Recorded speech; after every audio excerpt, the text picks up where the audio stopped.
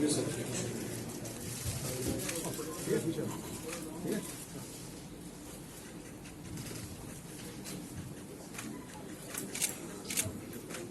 सभी को नमस्कार।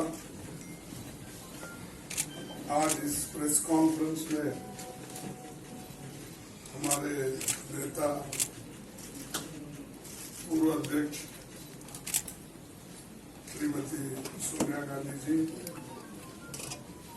और हमारे पूर्व अध्यक्ष श्री राहुल गांधी जी और मंच पे बैठे हुए हमारे पार्टी के ट्रेजरर, सेक्रेटरीज और दूसरे साथी,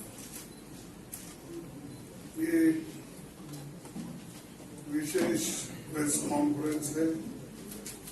मैं क्योंकि ये पहली बार हमारे नेता इस चंद इश्यू पे कहेंगे और राहुल जी भी अपनी बात आखिरी में रखेंगे। मैं एक आपका समय 7-8 मिनट लूंगा और बाकी डिटेल्स में कुछ कहना है उसको लिखने के लिए हमारे ट्रेजरर आपसे संबोधित करेंगे। दोस्तों, ये तो 18वीं लोकसभा के आम चुनाव की घोषणा तो हो चुकी है। देश का हर एक नागरिक इसमें भाग लेने के लिए उत्सुक है। भारत पूरी दुनिया में अपने लोकतंत्र मूल्यों और आदर्शों के लिए जाना जाता है। किसी भी लोकतंत्र के लिए निष्पक्ष चुनाव अनिवार्य होता है, एसेंशियल होता है। साथ ही ये भी अवश्य होता है कि सभी राजनीतिक दल के लिए लेवल प्लेइंग ग्राउंड यानी समान लेवल प्लेइंग फील्ड हो, सभी के पास समान रूप से संसाधन हो। ये नहीं कि जो सत्ता में है उनका रिसोर्सेस पर मोनोपोली हो। ये नहीं कि उनका मीडिया पर एक अधिकार हो।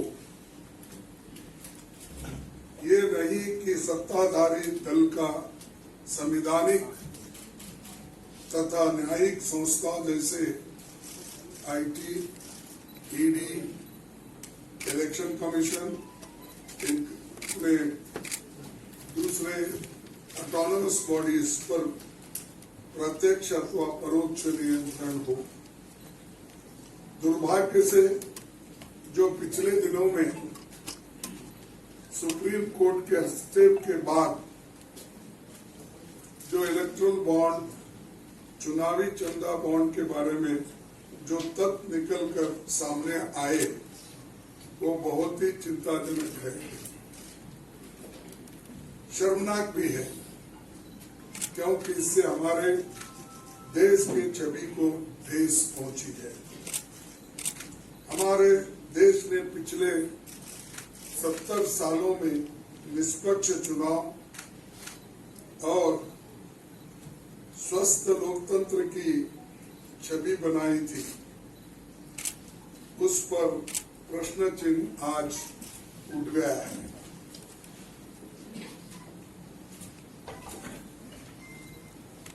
सुप्रीम कोर्ट ने जिस चुनावी चंदा बॉन्ड को इलीगल और अनकॉन्स्टिट्यूशनल कहा, उस स्कीम के तहत मौजूदा सत्ताधारी दल ने हजारों करोड़ रुपए से ज्यादा अपने अकाउंट में भर लिया है और दूसरी तरफ साजिशन मुख्य विपक्षी दल का बैंक अकाउंट फ्रीज कर दिया गया है।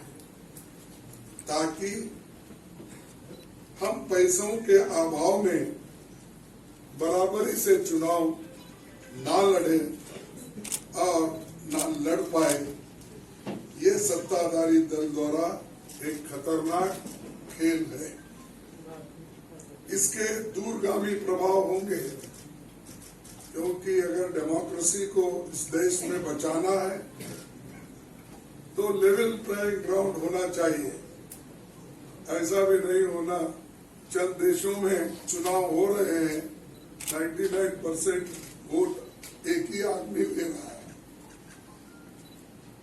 ऐसा आपको तो मालूम हो गया रिसेंटली किन किन देशों में ऐसा हुआ है। तो ये सत्ताधारी दल द्वारा एक खतरनाक खेल खेला गया है। इसके दूरगामी प्रभाव होंगे, पर यह स्पष्ट है कि इस तरीके से किसी राजनीतिक दल को असहाय बनाकर चुनाव लड़ने में बाधा उत्पन्न कर और फ्री एंड फेयर इलेक्शन कभी नहीं कहा जा सकता।